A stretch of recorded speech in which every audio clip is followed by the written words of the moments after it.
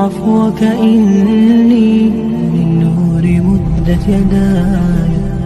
نزعت أسرار قلبي وجئت ألقي نحمده ونصلي على رسوله الكريم اما بعد فاعوذ باللہ من الشیطان الرجیم بسم اللہ الرحمن الرحیم۔ حضرت عمر بن خطاب رضی اللہ تعالی عنہ سے روایت ہے کہ رسول اللہ صلی اللہ علیہ وآلہ وسلم نے ارشاد فرمایا،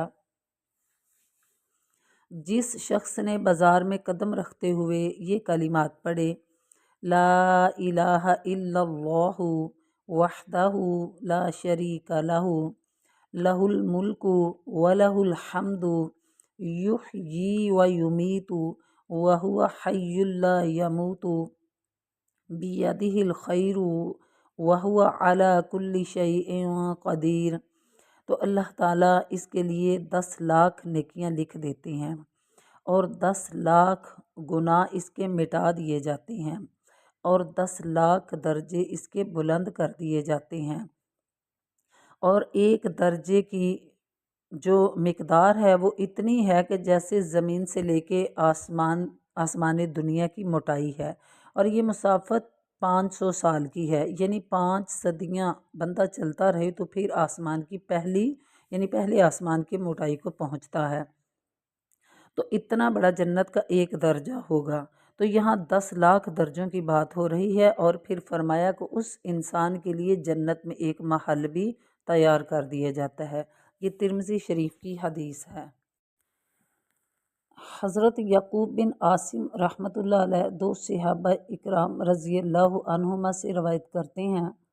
کہ انہوں نے رسول اللہ صلی اللہ علیہ وآلہ وسلم کو یہ ارشاد فرماتے ہوئے سنا، جو بندہ لا الہ الا اللہ وحدہ لا شریک لہ لہ الملک ولہ الحمد وہو علی کل شیء قدیر، اس طور پر کہے کہ اس کے اندر اخلاص ہو اور دل و زبان سے کہے ہوئے کلمات کی تصدیق کرتا ہو، یعنی جو انہوں نے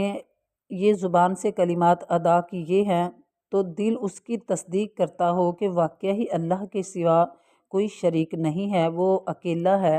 اور اسی کے لیے بادشاہی ہے زمین و آسمان کی، اور تمام تعریفیں اسی ہی کے لیے ہے، اور وہی رب ہر چیز پر قادر ہے،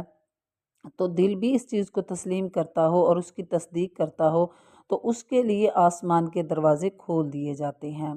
اور اس کے کہنے والے کو اللہ تعالیٰ نظر رحمت سے دیکھتے ہیں، اور جس بندہ پر اللہ تعالیٰ کی نظر رحمت پڑ جائے تو وہ اس کا مستحق ہے کہ اللہ تعالیٰ سے وہ جو مانگے اللہ تعالیٰ اسے دے دیں۔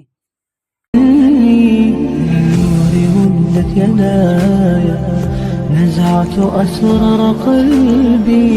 وجئت ألقي